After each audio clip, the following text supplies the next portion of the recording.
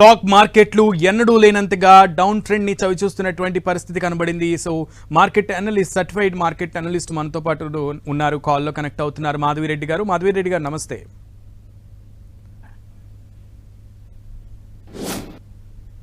మాధవిరెడ్డి గారు, సో ఈ సిచ్యువేషన్ ని మీరు ఎలా అభివర్ణిస్తారు? సో ఇది యాజ్ ఎక్స్పెక్టెడే జరుగుతుంది, కానీ ఇంత భారీ స్థాయిలోనా? అవునండి, మేము కూడా ఫాల్ అనేది ఎక్స్పెక్ట్ చేసాము. బట్ ఈ టారిఫ్స్ అనేది నాట్ ఓన్లీ ఈక్విటీ మార్కెట్స్ కండి, ఇప్పుడు ఇది అన్నిటికీ స్ప్రెడ్ అయినట్టుగా కనిపిస్తుంది. ఈక్విటీ మార్కెట్స్ వరకే అయితే ఇప్పుడు లేదు. మీరు క్రూడ్ ఆయిల్ గమనించండి, ఎందుకంటే గ్లోబల్ ఎకానమీ ఇక డౌన్ అయిపోతుంది అని క్రూడ్ ఆయిల్ కూడా 63 అంటే ఎక్కడ $70 ఉండేది, ఇప్పుడు అది ఆల్మోస్ట్ $63-62 కూడా వెళ్లే అవకాశం కనిపిస్తుంది.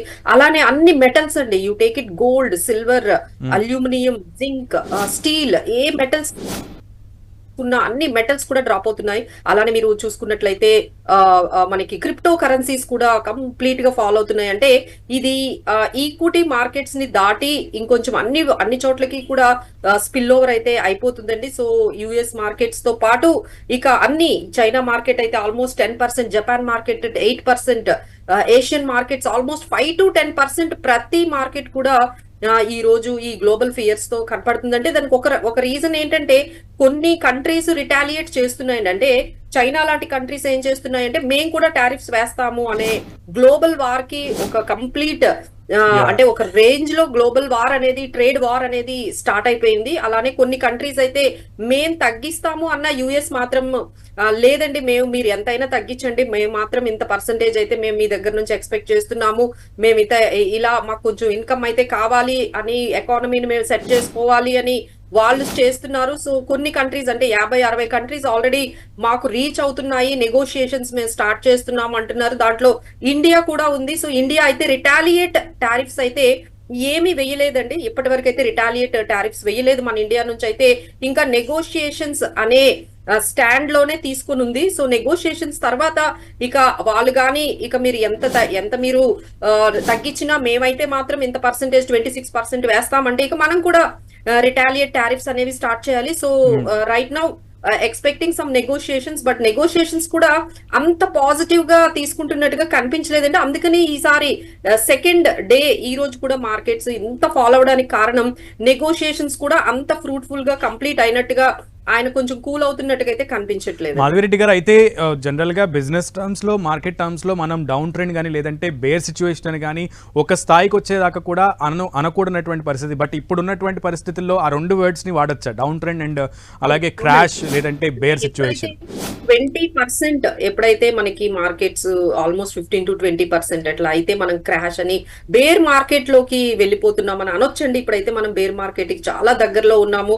మీరు ఈ రోజు చూసుకున్నట్లయితే స్మాల్ క్యాప్స్ కూడా 10% వరకు కరెక్ట్ అయ్యాయి, మిడ్ క్యాప్స్ అయితే 5-10% వరకు కరెక్ట్ అయ్యాయి. అంటే ఒక్క రోజులోనే అసలు అంటే ఎక్స్పెక్ట్ చేసామండి, అంటే టారిఫ్స్ వల్ల కొంచెం ఇంపాక్ట్ ఉంటుంది, కానీ ఇంత భారీగా ఈ టారిఫ్స్ ఇంత స్పిల్ ఓవర్ అయిపోతుంది అనేది అయితే మాత్రం అనేది ఎక్స్పెక్ట్ చేయలేదు. సో ట్రేడర్స్ అయితే కొంచెం ఇన్వెస్టర్స్ అందరూ కూడా కొంచెం ఒక స్ట్రాటజీని డెవలప్ చేసుకుని వాళ్ళకి తగ్గట్టుగా కస్టమైజ్డ్ గా ప్లాన్ చేసుకుంటూ వెళ్తే బెటర్ గా ఉంటుందండి. రైట్ నౌ అయితే కొంచెం డెసిషన్స్ మీద తీసుకునే ప్రతి డెసిషన్ కూడా చాలా జాగ్రత్తగా తీసుకోవాలి, పానిక్ లోకి వెళ్లకుండా. ఇప్పుడైతే మార్కెట్స్ 22,000 అంటే లాస్ట్ అంటే మనకి అంటే బాగా పడింది ఎప్పుడు అంటే మనకి 21,281 is the least for Nifty అండి, 21,281 అనేది.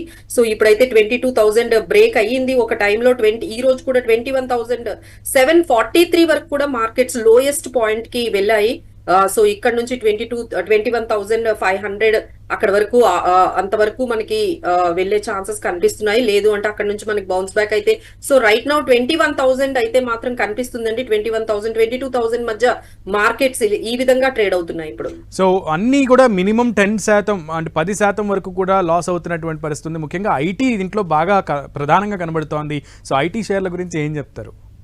ఎందుకంటే యుఎస్ లో ఎక్కువగా మనం వాళ్ళ బిజినెసెస్ గమనించినట్లయితే IT, technology, software and automobile అనేది మనకి మేజర్ గా వాళ్ళ ఎక్కువగా ట్రేడ్ జరిగేది.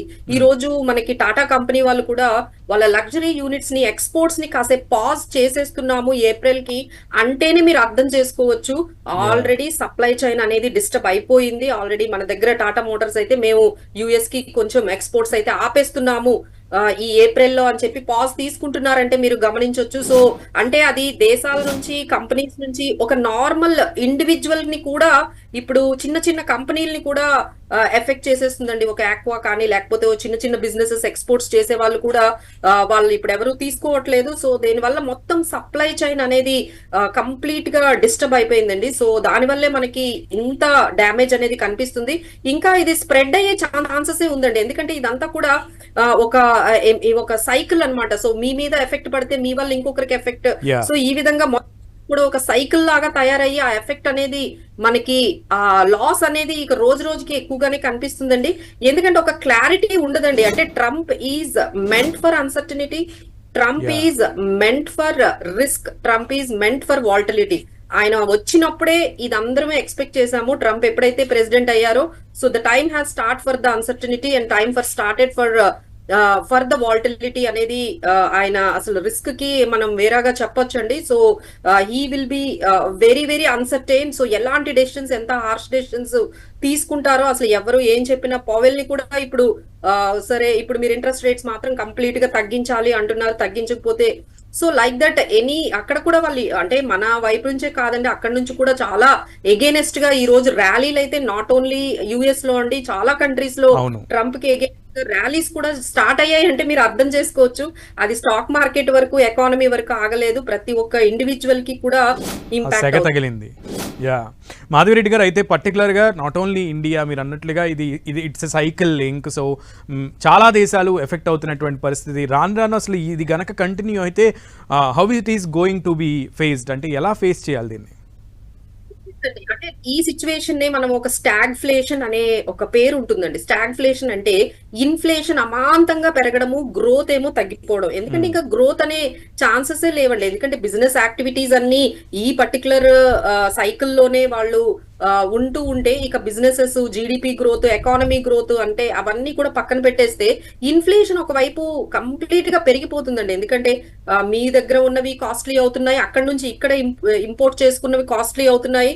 సో దాదాపుగా ఇన్ఫ్లేషన్ అయితే పెరుగుతుందండి. ఇన్ఫ్లేషన్ పెరగడం, గ్లోబల్ ఎకానమీ అనేది స్లో డౌన్ అవ్వడం, ఇది మనము ఫ్యూచర్ లో చూడబోతున్న సిచ్యువేషన్.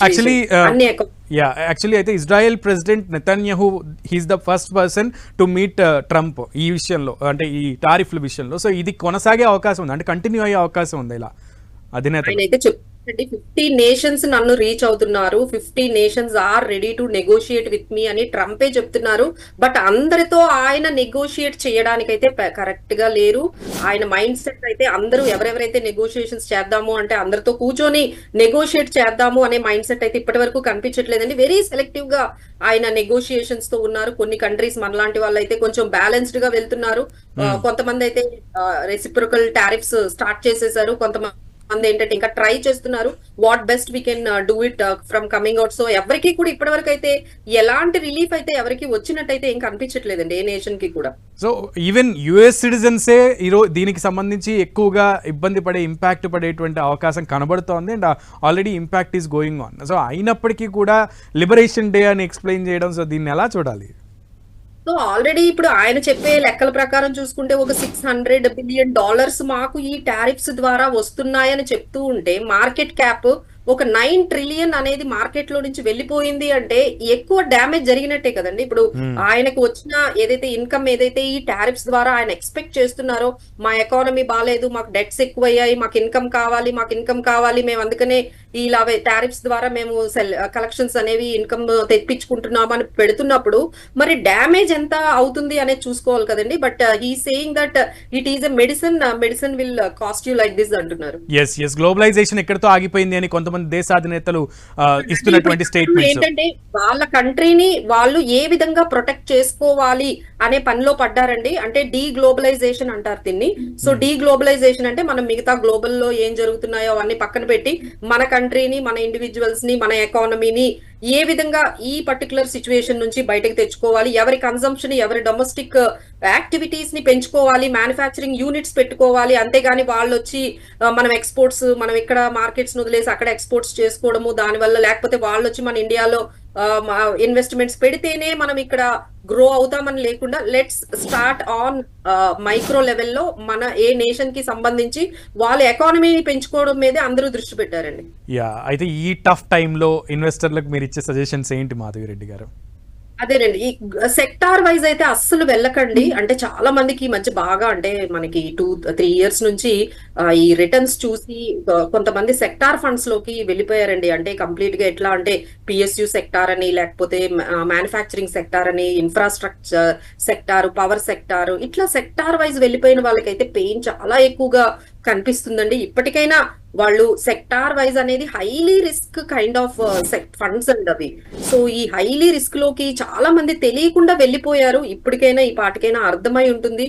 సెక్టార్ ఫండ్స్ కన్నా మనకి డైవర్సిఫైడ్ ఫండ్స్ అయితే కొంచెం, అంటే రిస్క్ ఉండదు అని చెప్పట్లేదండి, బట్ తక్కువ రిస్క్ తో మనకి, అంటే ఇప్పుడు మా దగ్గర కూడా మార్కెట్స్ ఇంత కరెక్ట్ అయినా 4%, 5% మాత్రమే పోర్ట్ఫోలియోస్ కరెక్ట్ అయ్యే ఛాన్సెస్ కూడా ఉన్నాయి. సో ఇలా ఏ విధంగా మనం పోర్ట్ఫోలియోస్ ని తక్కువ రిస్క్ తో మనం బయటపడొచ్చు, ఎక్కడ మళ్ళీ మనం మనీ యాడ్ చేసుకోవచ్చు. ఇప్పటికే ఆల్రెడీ రీటైలర్స్ అడుగుతున్నారు, మేడం మనీని ఇంకెక్కడైనా పెట్టొచ్చా, ఇంకా వచ్చి ఆ లాసెస్ మీద ఇంకొంచెం యావరేజ్ చేసుకోవచ్చా. సో దీని విషయంలో చాలా జాగ్రత్తగా మనం ఆచితూచి అడుగు వేయాలండి. సో ఎక్కడ మనం మనీ యాడ్ చేసుకుని యావరేజ్ చేసుకోవాలి, ఎక్కడ మనము బయటకు వచ్చేయాలి, ఇలాంటి సెక్టార్ ఫండ్స్. కొంతమంది గ్లోబల్ ఫండ్స్ లో కూడా ఈ మధ్య చాలా పెట్టారండి. గ్లోబల్ ఫండ్స్ లో కూడా I think now they are seeing the brutal sell off in entire globe, either in Chinese market or Asian markets or US markets లో. అంటే మ్యూచువల్ ఫండ్స్ ద్వారా కూడా గ్లోబల్ ఎక్స్పోజర్ కి వెళ్ళిపోయారండి. అంటే తెలిసి వెళ్ళారా తెలియక వెళ్ళారా, బట్ అందరికీ అయితే ఆ ఎక్స్పోజర్ అయితే ఉంది. వాళ్ళందరూ అయితే చాలా జాగ్రత్తగా ఉండాలని చెప్తున్నాం. సో ఈ టైంలో ఎఫ్డిఐస్ పరిస్థితి ఏంటంటారు? ఎఫ్డిఐస్ అయితే ఇప్పుడు అంటే ఏ కంట్రీ సేఫ్ గా ఉంటుంది అని తెలుసుకోవడానికి, ఒక క్లారిటీ రావడానికి టైం అయితే పడుతుందండి. సో ఎక్కడ ఇన్వెస్ట్ చేయట్లేదు. సో దే జస్ట్ అలా అని బ్రూటల్ సెల్ ఆఫ్ కూడా ఇంకా ఏమి అంత ఎక్కువ సెల్ ఆఫ్ అంటే అంటే బ్రూటల్ సెల్ ఆఫ్ అవుతుందా, సేల్స్ చేసేస్తున్నారా, అమ్మకాలకే దిగారా అనేది కూడా అడుగుదాం అనుకుంటున్నాయా? అక్టోబర్ లో అయితే మనకు అక్టోబర్ సెప్టెంబర్ లో మనం చూసుకున్నట్లయితే ఆల్మోస్ట్ 3 lakh crore అనేది సెల్ ఆఫ్ జరిగిందండి. ఆ తర్వాత నెమ్మదిగా సెల్ ఆఫ్ ఇంటెన్సిటీ అనేది మనకి డిసెంబర్, జనవరికి వచ్చేటప్పటికి కొంచెం sell off, FIs sell off అనేది కొంచెం తగ్గింది. సో ఇప్పుడు అంత ఎక్కువ అయితే సెల్ ఆఫ్ అయితే ఇప్పటికైతే ఏమి ఎఫ్ఐఎస్ సెల్ ఆఫ్, ఎందుకంటే వాళ్ళు ఇండియాని, అంటే ఈ మొత్తం అన్నిటిలో రిస్క్ ఉంటుందండి. ఇప్పుడు వాళ్ళు ఏ కంట్రీలో ఇన్వెస్ట్ చేసినా, ఇంక్లూడింగ్ యుఎస్, ఇంక్లూడింగ్ చైనా, ఏ కంట్రీకి వెళ్ళినా వాళ్ళకి రిస్క్ ఉన్నప్పుడు ఇందులో సేఫ్ ఎక్కడ ఉంటుంది అనేది చూసుకుంటారండి. అందులో మనం కొంచెం పాజిటివ్ అనేది మన ఇండియా కొంచెం స్టాండ్ అవుట్ అవుతుంది మిగతా కంట్రీస్ తో కంపేర్ చేసుకుంటే. మనం కొంచెం, అంటే ఇప్పుడు యుఎస్, చైనా అనేది చాలా ఇంటెన్సిఫై రెసిప్రోకల్ టారిఫ్స్ కి వెళ్ళిపోయాయండి. అంటే డైరెక్ట్ ట్రేడ్ వార్ కి వాళ్ళిద్దరూ, చైనా అండ్ యుఎస్ అయితే డైరెక్ట్ గా ట్రేడ్ వార్ అనేది స్టార్ట్ అయిపోయింది. దీనివల్ల ఇండియాకి ఏమైనా కొంచెం పాజిటివ్ స్పాట్ అనేది వస్తుందా అనేటట్టుగా వాళ్ళు కొంచెం ఇండియాని కూడా కొంచెం పాజిటివ్ గా తీసుకోవచ్చు. బట్ బయ్యింగ్ అయితే ఏం కనిపించదండి, బట్ బ్రూటల్ సెల్ ఆఫ్ అయితే కూడా అంత ఎక్కువ కనిపించలేదు. So developing countries like India అయితే స్టేబుల్ గానే కొంత ఉంది కంపారిటివ్లీ పాకిస్తాన్, బంగ్లాదేశ్ ఇటువంటి అండర్ డెవలప్డ్ కంట్రీస్ తో పోల్చుకుంటే. సో ఆ దేశాల పరిస్థితి ఇప్పుడు అసలు ఏంటంటారు? అగమ్య గోచరమే కదా. అంతేనండి, అంతే. ఎందుకంటే యుఎస్ కి ఎవరైతే ట్రేడ్ మీద డిపెండ్ అయ్యి, యుఎస్ మార్కెట్స్ మీద వచ్చే రెవెన్యూతో డిపెండ్ అయ్యి ఎక్కువగా ఉన్న కంపెనీస్ కానీ, ఎక్కువగా ఉన్న ఎకానమీస్ కానీ అది చాలా చాలా, అందుకనే మనం చూసాం కదండి, అందరూ రోడ్ల మీదకి వచ్చేసి అంత క్యాంపెయిన్స్ స్టార్ట్ చేశారు, ఎగెనిస్ట్ గా స్లోగన్స్ చేశారంటేనే మీరు అర్థం చేసుకోవచ్చు వాళ్ళు ఎంత డైరెక్ట్ గా. అంటే ఇదంతా కూడా ఇప్పుడు April 2nd స్టార్ట్ అయిందండి. ఇదంతా April 2nd కి ఇప్పటికి 1 week కూడా అవ్వలేదు. సో ఇప్పటికే ఇలా ఉంది అంటే మీరు అర్థం చేసుకోవచ్చు. ఇంక ఇంపాక్ట్ అనేది ఇప్పుడు April 5th నుంచి 10% టారిఫ్స్ అనేది ఆల్ ఓవర్ గ్లోబ్ అన్ని కంట్రీస్ మీద వేశారండి. April 10th నుంచి స్పెసిఫిక్ టారిఫ్స్ అనేవి ఇంకా స్టార్ట్ అవుతున్నాయి. అంటే కంట్రీ వైజ్ ఆయన ఒక్కొక్క కంట్రీకి ఒక్కొక్క పర్సెంటేజ్ ఇచ్చారు. మన ఇండియాకి 26% ఇచ్చారు, చైనాకేమో 34% ఇచ్చారు. ఇది ఇంకా ఇంప్లిమెంట్ జరగలేదండి. ఇప్పుడు 10th నుంచి అది ఇంప్లిమెంట్ జరుగుతుంది. అసలు ఇంప్లిమెంట్ జరిగితే ఇంకెట్లా ఉంటుంది ఈ సప్లై చైన్? అంటే ఇది just starting for the end అన్నట్టుగా కనిపిస్తుంది. ఓహో మై గాడ్, చాలా బిగ్ స్టేట్మెంట్ ఇది. బికాజ్ ఎందుకంటే ఇంకా స్టార్టే కాలేదు, ఇంకో 3 days లో అది స్టార్ట్ కాబోతోంది. అసలు ఇంకా 10th నుంచి ఇక స్పెసిఫిక్ టారిఫ్స్ అనేవి స్టార్ట్ అవుతాయి. స్టార్ట్ అయిన తర్వాత ఇంకా ఇంపాక్ట్ అనేది అప్పుడు రియల్ గా సో అప్పుడు మార్కెట్స్ కండిషన్ అనేది మనం ఎక్స్పెక్ట్ చేయొచ్చా అసలు? అదేనండి, లైక్ ఇట్ టేక్స్ టైం అండి. ఎందుకంటే ఈ మొత్తం సప్లై చైన్ డిస్టర్బ్ అయిపోయిన తర్వాత అంటే ఒక సిస్టమ్ డిస్టర్బ్ అవ్వడం అనేది చాలా కష్టం అండి. ఎందుకంటే ఆ సిస్టమ్ ని మళ్ళీ ఒక దీంట్లోకి తీసుకురావాలి అంటే ఇప్పుడు మనం కోవిడ్ టైంలో చూసామండి, దాన్ని సిస్టమ్ ని డిస్టర్బ్ అవ్వడం అంటారు. కోవిడ్ టైంలో అన్ని ఎకానమీస్ డిస్టర్బ్ అయ్యాయి, మళ్ళీ నార్మల్ కి రావడానికి 2 years పట్టిందండి మనకి. సో ఇలా ఎప్పుడైతే సిస్టమ్ అప్పుడు ఏదైతే 2020లో సెల్ ఆఫ్ వచ్చిందో అంత ఈక్వల్ గా ఇప్పుడు సెల్ ఆఫ్ వచ్చింది. అంత ఈక్వల్ వీక్ ఇన్ సిచ్యువేషన్, అంత సిచ్యువేషన్ నర్వస్ అన్సర్టనిటీ. అంటే కోవిడ్ లో మనం ఎంత అన్సర్టైన్ గా ఫీల్ అయ్యామో ఇప్పుడు ట్రంప్ కూడా అంత అన్సర్టనిటీ క్రియేట్ చేశారు. ఎంటైర్ వరల్డ్ కోవిడ్ లో ఎంత రిస్క్ ఫీల్ అయ్యారో ఇప్పుడు సేమ్ అదే సిచ్యువేషన్ లో ఉన్నామండి. సో మీరు అర్థం చేసుకోవచ్చు, అప్పుడు అందరూ సెట్ చేసుకోవడానికి ఆల్మోస్ట్ 2 years పట్టింది. మరి ఇప్పుడు కూడా అంత టైం అయితే తీసుకుంటారు. అయితే స్మాల్ క్యాప్స్ 10%, మిడ్ క్యాప్స్ 20% వరకు నష్టపోయింది. సో ఇందులో ఇన్వెస్ట్ చేసిన వాళ్ళు, ఆల్రెడీ ఉన్న వాళ్ళు చాలా రిస్క్ని ఫేస్ చేస్తున్నటువంటి పరిస్థితి, చాలా లాస్ కూడా ఫేస్ చేస్తుంటారు. సో అటువంటి వాళ్ళకి అండ్ ఇంకా ఇప్పుడు ఇన్వెస్ట్ చేయాలి అని ఇంకా అనుకుంటున్న వాళ్ళకి what do you say?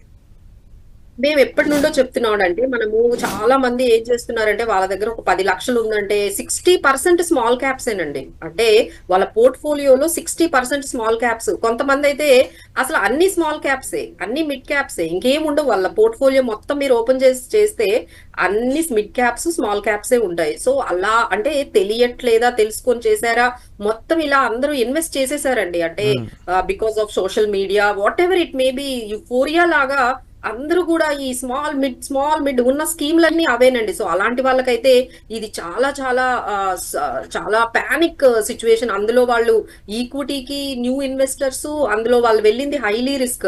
So ముందు నుంచే చెప్తున్నాం, ఒక 50% వరకు మీరు లార్జ్ క్యాప్ లో పెట్టుకోండి, ఒక 20-30% వరకే మీరు mid cap small caps exposure పెట్టుకోండి, మిగతాది కొంచెం డెట్ లో కూడా పెట్టండి అని ఎప్పటి నుంచో మేము చెప్తున్నాము. సో ఎవరైతే ఈ విధంగా సిస్టమాటిక్ గా వెళ్ళారో వాళ్ళకు కొంచెం లాస్ అనేది కొంచెం తక్కువ ఉంటుందండి, ఉండదు అని చెప్పట్లేదు, తక్కువ ఉంటుంది. బట్ ఎవరైతే కంప్లీట్ గా మిడ్ క్యాప్ స్మాల్ క్యాప్స్ కి వెళ్ళిపోయి ఎక్స్పోజర్ అంతా highly risk sector funds, thematic funds, ఇక అవి ఇవి కాదండి, అసలు అన్ని ఫండ్స్ అంటే గ్లోబల్ ఫండ్స్ ఏవి ఎక్కువ రిటర్న్స్ కనబడితే రిస్క్ తెలుసుకోకుండా రిటర్న్స్ లో బాగా పెట్టేశారు. సో వాళ్ళైతే కొంచెం పోర్ట్ఫోలియోస్ ని ఇప్పటికైనా కొంచెం చెక్ చేసుకొని ఏ స్కీమ్స్ మనం కంటిన్యూ చేయాలి, ఏ స్కీమ్స్ మనము మన పోర్ట్ఫోలియో, మన రిస్క్, మన గోల్ కి తగ్గట్టు లేదు, ఇవన్నీ కాదు అంటే చక్కగా మేమందరం హెల్ప్ చేస్తాము, మేమందరం ఉన్నాం, you can call us, we can be there to help you all. మీ మొత్తం పోర్ట్ఫోలియోని అంతా కూడా ఒకసారి ఎవరికైనా చూపించి దీంట్లో ఏం కరెక్షన్స్ చేసుకోవాలని బెటర్ అండి. మీరు ఇంకా ఎక్స్పెరిమెంట్స్ చేసుకుంటూ అంటే ఇప్పుడు కొత్తగా స్టార్ట్ అయింది కదండి, అంటే డూ ఇట్ యువర్ సెల్ఫ్ అనే కాన్సెప్ట్ స్టార్ట్ అయింది.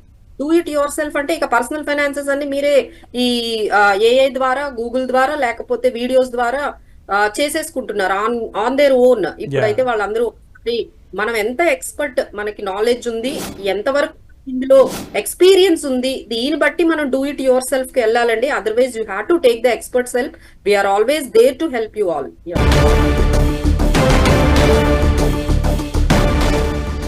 మార్కెట్లలో పెను భూకంపం సంభవించిందనే చెప్పాలి. ట్రంప్ టారిఫ్ తో మార్కెట్లు ఒక్కసారిగా షేక్ అయ్యాయి. దేశీయ మార్కెట్లపై ట్రంప్ పోటైతే క్లియర్ గా కనబడుతోంది. ట్రంప్ దెబ్బతో మార్కెట్లలో మంటలు చెలరేగుతున్నాయి. భారత మార్కెట్లపై కూడా ఈ ట్రంప్ దెబ్బ ఎఫెక్ట్ కనబడుతోంది. దేశీయ స్టాక్ మార్కెట్లు అల్లకల్లోలమవుతున్నాయి. ఎర్లీ ట్రేడింగ్స్ లో బ్లడ్ బాత్ కనబడుతోంది. సో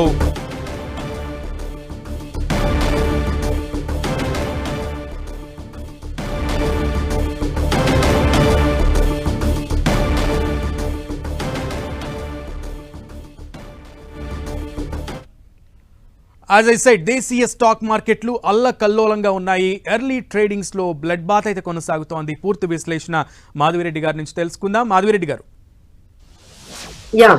సో ఈ ఎర్లీ ట్రేడింగ్స్ లో బ్లడ్ బాత్ కొనసాగుతోంది, సో దీని గురించి ఏం చెప్తారు? అండ్ మెటల్స్ పరిస్థితి కూడా అధ్వానంగా ఉన్నటువంటి పరిస్థితి, కానీ గోల్డ్ రేట్ కూడా క్రాష్ అయ్యే అవకాశం ఉందంటున్నారు. సో గోల్డ్ ఇన్వెస్టర్లకు ఏం చెప్తున్నారు? సో ఇదైతే అన్ని అంటే చెప్తున్నాను కదండి, ఇది ఓన్లీ ఈక్విటీస్ కి కాకుండా ఇర్రెస్పెక్టివ్ ఆఫ్ ఈక్విటీ అన్ని అసెట్ క్లాసెస్, మీరు బిట్ కాయిన్ కానీ క్రూడ్ ఆయిల్ కూడా క్రూడ్ ఆయిల్స్ పడుతున్నాయి, metals gold, silver, steel, aluminium, zinc, so అలానే మన crypto currencies, equity markets, so అన్ని అసెట్ క్లాసెస్ లో కూడా మనకి అంటే గోల్డ్ గురించి మనం స్పెషల్ గా ఇందులో ఏది ఎక్స్క్లూడ్ కాలేకపోయిందండి. Even gold also following in this kind of brutal selling in equity markets. So ఇక్కడ మళ్ళీ గోల్డ్ అనేది మనకి ఎంతవరకు తగ్గుతుంది ఇవన్నీ కూడా వస్తున్నాయండి. డిపెండ్స్ అపాన్ ద మార్కెట్, అంటే అందరూ, అంటే ఇన్వెస్టర్స్ అందరూ కూడా వాళ్ళ మూడ్, వాళ్ళ సెంటిమెంట్ ఏ విధంగా ఉంది అని దాని మీద ఉంటుందండి. బట్ డెఫినెట్లీ గోల్డ్ మీద కూడా మనకు కొంచెం మరొకసారి 55,000 దాకా వచ్చేటువంటి పరిస్థితి ఉంటుంది అన్నటువంటి టాక్స్ కూడా వినబడుతున్నాయి. దాని గురించి ఏం చెప్తారు? లేదండి, అంత మనకి గోల్డ్ లో అంత క్రాష్ అయితే మనకి కనిపించదు. బట్ వాట్ వీఆర్ టెల్లింగ్ ఏంటంటే ఒకేసారి గోల్డ్ లో ఇన్వెస్ట్ చేయడం కన్నా స్టేజ్ వైజ్ మీకు ప్రతిసారి ఒక 5,000 తగ్గింది, అలా తగ్గింది అనగానే కొంత మీరు కొనుక్కోవడం గోల్డ్ లో, తర్వాత ఇంకొంచెం 5,000 మళ్ళీ తగ్గింది అంటే మళ్ళీ పెట్టుకోవడం, ఇలాంటి స్ట్రాటజీ. ఎందుకంటే ఎవరు మార్కెట్స్ ని ప్రిడిక్ట్ చేయకూడదండి, చెయ్యలేం కూడా.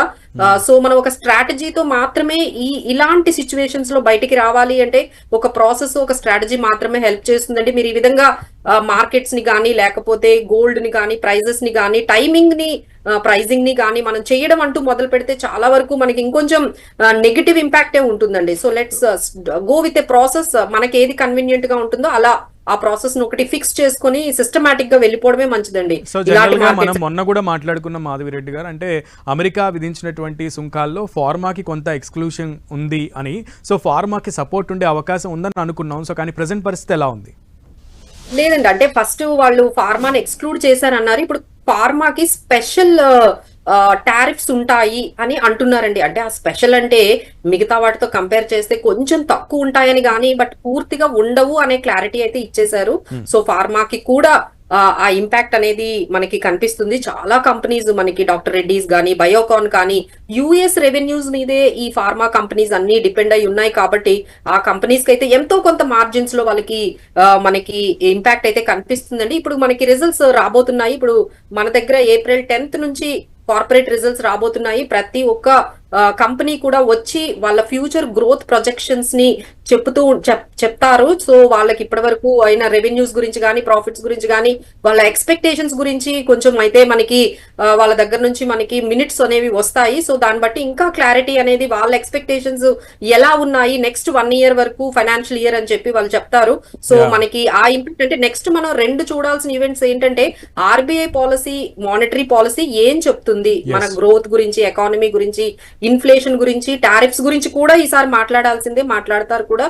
సో దాని ఇంపాక్ట్ ఎంత ఉంటుంది, అది దాని గురించి వాళ్ళు ఇచ్చే కమెంటరీ కూడా చాలా ఇంపార్టెంట్. అలానే ఇప్పుడు ప్రతి కంపెనీ కూడా వచ్చి, లైక్ TCS 10th ఉందండి.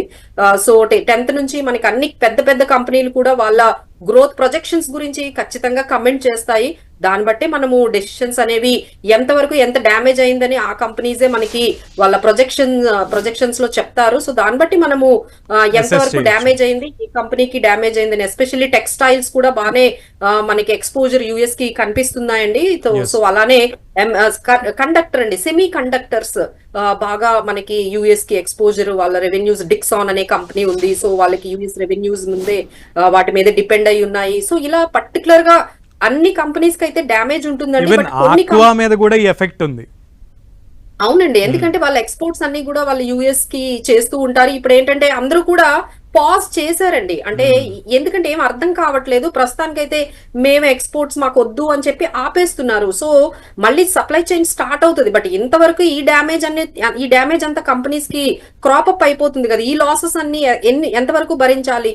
వాళ్ళైతే ఇప్పుడు కొంచెం పాజ్ అయితే తీసుకున్నారండి. వీ కెనాట్ సే బిజినెస్ అయితే ఎవరు ఆపలేరు, బట్ అయితే ఇప్పుడైతే ప్రస్తుతానికి పాజ్ బటన్ లో ఉన్నారు. బట్ పాజ్ బటన్ కూడా it might give you lot of huge losses for the companies. అంటే ఏవైతే కొంచెం క్యాష్ రిచ్ కంపెనీస్ ఉంటాయో, కొంచెం డిసిప్లిన్డ్ గా ఫైనాన్షియల్స్ ని మెయింటైన్ చేస్తున్నాయో, ఆ కంపెనీస్ అయితే కొంచెం ఇలాంటి సిచ్యువేషన్స్ ని బాగా ఫేస్ చేయగలుగుతాయండి. బట్ కొన్ని కంపెనీస్ బాగా డెట్ మీద డిపెండ్ అయ్యి, లేకపోతే కంటిన్యూస్ ఫ్లో ఉంటే కానీ వాళ్ళకి క్యాష్ అనేది బ్యాకప్ ఉండదు. సో ఆ కంపెనీస్ కి అయితే చాలా డెట్ మీద బిజినెస్ చేసే కంపెనీస్ కి అయితే చాలా ఇబ్బంది అండి. యా అయితే ఇందాక మనం చెప్పుకున్నాం. సో సెన్సెక్స్ 2700 పాయింట్లకు పైగా నష్టపోయిందని. కానీ లేటెస్ట్ అప్డేట్ ఏంటంటే 2900 పాయింట్లకు పైగా నష్టపోయింది. అండ్ నిఫ్టీ 950 పాయింట్ల దాకా డౌన్ అయింది. అండ్ 1500 పాయింట్ల పైగానే మొత్తం అంతా కూడా పరిస్థితి ఉన్నటువంటి సిచ్యువేషన్ ఉంది. సో ఈ విషయంలో మీరు ఏం చెప్తారు? సో ఇంకా డౌన్ ట్రెండ్ కొనసాగే అవకాశం కనబడుతున్నట్టే ఉంది చూస్తుంటే. అవునండి. ఎందుకంటే ఇక్కడ సపోర్ట్ అనేది ఎక్కడా కనిపించట్లేదు. సో మార్కెట్స్ కి ఎప్పుడైనా ఒక అన్సర్టనిటీ అనేది నచ్చందండి. అంటే మార్కెట్ నచ్చని వర్డ్ ఏదైనా ఉంది అంటే అన్సర్టనిటీ. ఇక్కడ టారిఫ్స్ అనేది వేశారు, బానే ఉంది. బట్ దాని దగ్గర నుండి వచ్చే ఇంపాక్ట్ ఏదైతే ఉందో అది ఎవరు ఎక్స్పెక్ట్ చేయలేకపోతున్నారు, చెయ్యలేదు కూడా. ఇంత హ్యూజ్ గా ఉంటుందని ఎక్స్పెక్ట్ చేయలేదు. ఒకసారి ఇప్పుడు అందరూ కూడా రియలైజ్ అయ్యారు, అమ్మ ఇది అంత ఈజీగా తీసుకునేది కాదు, ఇది సప్లై చైన్ నే డిస్టర్బ్ చేసేస్తుంది. ఇప్పుడు నాకు రా మెటీరియల్ కావాలి, సో నేను ఆ రా మెటీరియల్ తీసుకోవాలి అంటే ఇప్పుడు ఆ ప్రైస్ ఉంది. ఇప్పుడు కొన్ని కంట్రీస్ ఏం చేస్తున్నాయంటే మీరు కొంత భరించండి పర్సంటేజ్, ఇప్పుడు 30% అనుకోండి, మీరు 15% తీసుకోండి, మేము 15% మేము కొంచెం బట్ ఇవన్నీ నెగోషియేషన్స్ కి అయితే టైం పడుతుంది కదండి. సో టు వన్ అగ్రిమెంట్ కి రావాలి అన్నా సరే కొంచెం టైం అయితే తీసుకోవాలి. ఈ లాస్ ని ఎవరు ఎక్కువ భరించాలి, ఇంపోర్టరా ఎక్స్పోర్టరా, ఎంతవరకు వాళ్ళు దీన్ని షేర్ చేసుకుంటారు, ఎంత పర్సంటేజ్ షేర్ చేసుకుంటారు. సో డైరెక్ట్ గా కంపెనీస్ కి అయితే ఇది చాలా చాలా ఇంపాక్ట్ అండి. బట్ యుఎస్ ట్రంప్ చెప్పేది ఏంటంటే మేము ట్యాక్సులు తగ్గించి ఈ ఇన్ఫ్లేషన్ ని మీకు కొంచెము రిలీఫ్ చేస్తాము, లేదు అంటే మీకు అక్కడ ఇన్ఫ్లేషన్ పెరుగుతుంది కాబట్టి మేము ఇంకొంచెం జాబ్స్ మ్యానుఫ్యాక్చరింగ్ మీద మేము ఎక్కువగా చేసి జాబ్స్ అనేవి క్రియేట్ చేస్తాము, ఇలా చాలా చెప్తున్నారండి. బట్ ఇవన్నీ ఎగ్జిక్యూషన్ లో చూడాలి ఎంతవరకు అవుతాయి. సో బ్యాంక్ నిఫ్టీ కూడా 50,000 దిగువకు పడిపోయినటువంటి పరిస్థితి ఉంది. సో దాని గురించి ఏం చెప్తారు? అండ్ బ్యాంకుల పరిస్థితి కూడా ఎట్లా ఉండే పరిస్థితి ఉంది? సో ఇందులో ఏంటంటేనండి, అంటే ఎప్పుడైనా ఫాల్ అయ్యేటప్పుడు ఇర్రెస్పెక్టివ్ ఆఫ్ అన్ని సెక్టార్స్ కూడా ఒక 5 to 10% అనేది ఫాల్ అవుతాయి. బట్ రికవరీ వచ్చేటప్పుడు కొన్ని సెక్టార్స్ గానీ కొన్ని కంపెనీస్ గానీ చాలా ఫాస్ట్ గా రికవరీ అయిపోతాయండి. బట్ అందులో ఈ బ్యాంకింగ్ అండ్ ఫైనాన్షియల్ సర్వీసెస్ అనేది మేము ఖచ్చితంగా చెప్పగలము. ఎప్పుడైనా మార్కెట్ లో రికవరీ వచ్చిందంటే ఫస్ట్ రికవర్ అయ్యేది బ్యాంకింగ్ అండ్ ఫైనాన్షియల్ సర్వీసెస్. ఎందుకంటే వీటికి ఎక్స్పోజర్ ఈ టారిఫ్స్ కి గానీ ఎటువంటి రిలేషన్ అనేది లేదు. So there is no specific sector risk అనేది దీనికి లేదని. అంటే మార్కెట్ లో 2 రకాల రిస్క్ ఉంటాయండి. సిస్టమ్ రిస్క్ ఒకటి ఉంటుంది, సెక్టార్ స్పెసిఫిక్ రిస్క్ ఒకటి ఉంటుంది. ఇప్పుడు మనకు జరిగింది ఏంటంటే సిస్టమ్ రిస్క్ అనేది జరుగుతుంది. సో ఈ సిస్టమిక్ రిస్క్ వల్ల అన్ని irrespective of every sector will fall అండి. బట్ ఆ తర్వాత మనకి ఏమవుతుందంటే రికవరీ వచ్చినప్పుడు కొన్ని సెక్టార్స్ అన్ని మళ్ళీ రికవర్ అయిపోతాయి, బట్ కొన్ని సెక్టార్స్ అయితే ఖచ్చితంగా కావు. సో అవేంటి అనేది మనము గమనించుకుంటూ మనము ఎక్స్పోజర్ అనేది తీసుకోవాలి. మాధవిరెడ్డి గారు, మీరు మాట్లాడుతున్న దాన్ని బట్టి మనం చూస్తున్న పరిస్థితిని బట్టి సపోర్ట్ అయితే లభించే అవకాశం అయితే కనబడట్లేదు ఇప్పుడు అప్పట్లో. కానీ రికవరీ ఎప్పటి నుంచి ఎక్స్పెక్ట్ చేయొచ్చు? There is some news has to come అండి. ఏదో ఒక పాజిటివ్ న్యూస్ అయితే కొంచెం రావాల్సి ఉంది. బట్ ఇప్పుడు మొత్తం మార్కెట్ అంతా కూడా బ్యాడ్ న్యూస్ తో ఫుల్ గా, అంటే ఎట్లా అంటే ఒకవైపు చైనా ఇంత తొందరగా ఎక్స్పెక్ట్ చేయలేదండి. అంటే రిటాలియేట్ టారిఫ్స్ వేసేసారు వాళ్ళు. అంటే మీరు మేము మీ మీద వేస్తామంటున్నారు. అలానే యూరోపియన్ యూనియన్స్ కూడా అన్ఎక్స్పెక్టెడ్ గా వాళ్ళు కూడా మేము చాలా దీనిగా ఉన్నాము అన్నట్టుగా వాళ్ళు, అంటే రెసిప్రొకల్ టారిఫ్స్ అనేవి ఒకటి స్టార్ట్ అయ్యాయండి. సో వీళ్ళు వేశారని వీళ్ళు వేస్తున్నారు. సో ఇదంతా కూడా ఈ మొత్తం 185 కంట్రీస్ మీద ఆయన వేశారండి. సో ఒక్కొక్క కంట్రీ రెస్పాండ్ అవ్వడానికి టైం పడుతుంది. వాళ్ళు ఎలా రెస్పాండ్ అవుతారు దాన్ని బట్టి మనకి కనిపిస్తుందండి. బట్ ఇదంతా సెటిల్ అవ్వడానికి అయితే అట్లీస్ట్ ఇట్ విల్ టేక్, ఒక క్లారిటీ అయితే కనిపించట్లేదు ఎవరికి కూడా. ఇప్పుడు ప్రాబ్లం ఏంటంటే రిస్క్ ఎంత ఉంటుంది అనేది కూడా గమనించుకోలేకపోతున్నారండి. ఎంత రిస్క్ ఉంది ఇందులో, ఇంకా ఎంత రిస్క్ ఉంది అనేది తెలుసుకోవడానికే టైం పడుతుంది. ఎప్పుడైతే వాళ్ళు this is the maximum risk, this is the worst scenario అని ఎప్పుడైతే వాళ్ళకి దిస్ ఈస్ ఎండ్ అనేది కనిపిస్తుందో అప్పటి వరకు ఇక ఇలానే ఉంటుందండి. So they have to feel like even America is facing the same situation. కొద్దో గొప్ప కొంచెం బెటర్ గా ఉంది కానీ బట్ అమెరికా ఫ్యూచర్ స్టాక్స్ కూడా నష్టాల్లో ఉన్నాయి. డోజోన్స్ అయితే 2.2% కుంగిపోయినటువంటి పరిస్థితి. సో జపాన్ మార్కెట్ అయితే ఈ రోజు వాళ్ళ ఫ్యూచర్స్ మార్కెట్ ని క్లోజ్ సస్పెండ్ చేసేసారు. ఎందుకంటే 10% వాళ్ళకి లోయర్ సర్క్యూట్ వచ్చింది. అంటే మీరు అర్థం చేసుకోవచ్చు, ఒక స్టాక్ మార్కెట్ సస్పెండ్ చేశారంటే అసలు ఏ విధంగా అన్ని స్టాక్ మార్కెట్స్ ఫాలో అవుతున్నాయో మీరు గమనించుకోవచ్చు. అక్కడ ఆల్మోస్ట్ 10% క్రాష్ అయిందండి జపాన్ మార్కెట్. సో 2008 మనం లాస్ట్ టైం చూసినటువంటిది కోవిడ్ టైంలో కూడా even we didn't seen this much down trend. కానీ ఇప్పుడు ఆసియా మార్కెట్లు అన్ని కూడా ఆ స్థాయి నష్టాలను చూసినాయి. నియర్లీ 2008 అంటే దగ్గర 17-18 ఇయర్స్ తర్వాత. 30% వరకు మనకి కోవిడ్ లో వచ్చిందండి. బట్ అందరూ దాన్నే ఒక ఎగ్జాంపుల్ గా తీసుకోవాలి. కోవిడ్ లో ఏదైతే మనకు కనిపించిందో మళ్ళీ రికవరీ మనకి నెమ్మదిగా రికవరీ కూడా కోవిడ్ తర్వాత కనిపించింది. అలానే ఏ అన్సర్టనిటీ వచ్చినా ఫర్ ఎవర్ అయితే ఉండిపోదండి. ఎందుకంటే ఇంత ఇప్పుడు కంట్రీస్ అన్ని కూడా ఎగేనెస్ట్ గా ట్రంప్ కు వెళ్తే మేబీ ఆయన కూడా కొంచెం సాఫ్ట్ అండ్ అవ్వచ్చేమో. బట్ ఆయన ఎప్పుడు అవుతారా అనేది biggest question right now for every one. When he will stop being so much of tough to the nations. Yeah, అయితే ఇండియా కూడా ఈ నెగోషియేషన్స్ కి దిగేటువంటి ఆస్కారం అయితే కనబడుతోంది, మిత్రదేశంగా ఉన్నాం కాబట్టి. అయితే ముఖ్యమంత్రి చంద్రబాబు నాయుడు ఈ రోజు ఒక విషయం గురించి పర్టికులర్గా అడుగుదాం అనుకుంటున్నా. ఆక్వా రంగం గురించి మనం డిస్కస్ చేసుకున్నాం కాబట్టి ఒక లెటర్ అయితే రాశారు విదేశాంగ శాఖ మంత్రికి జైశంకర్కి. సో దీంట్లో కొన్ని సడలింపులు అనేది వచ్చేలాగా చూడండి అని. So is it possible? సరే, నాట్ ఓన్లీ ఇప్పుడు ఆక్వా కదండి, అందరూ ఇప్పుడు పంపిస్తారు కదా మాకు కూడా. మీరు అదే ఈ సడలింపులన్నీ ఒకవేళ ఇండియా ట్రై చేస్తే ఆ పాజిటివ్ అట్మాస్ఫియర్ అనేది ఉందా, లేదనే చాలా మంది అంటున్నటువంటి సిచ్యువేషన్ ఉన్న నేపథ్యంలో మనం అంటే ఇండియా ఏమనుకుంటుందంటే మనం చాలా వరకు తగ్గించేద్దాము.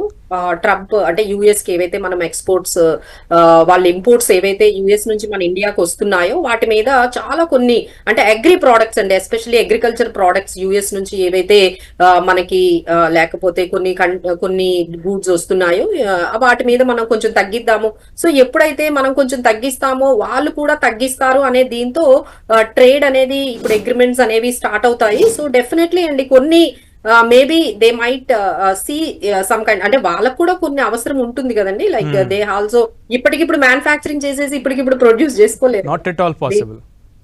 Not at all possible. వాళ్ళకి ఎక్కువ ఇంపోర్ట్సే ఉన్నాయండి. మీరు ఆల్మోస్ట్ ఒక 100 రూపీస్ తీసుకుంటే వాళ్ళ ఇంపోర్ట్స్ 60% ఉంటాయండి. అంటే వాళ్ళు మ్యానుఫ్యాక్చరింగ్ చేసేది వాళ్ళ సెల్ఫ్ రెసిలియంట్ అనేది ఓన్లీ 40%. ఇప్పుడు 60% యుఎస్ ఇంపోర్ట్స్ చేసుకుంటుంది. యుఎస్ ఇంపోర్ట్స్ మీదే డిపెండ్ అయి ఉంది మొత్తం అంతా కూడా వాళ్ళ కంట్రీ. ఇప్పుడు సడన్ గా మాకు వద్దు అంటే వాళ్ళు కూడా వర్కౌట్ అవ్వాలి కదా.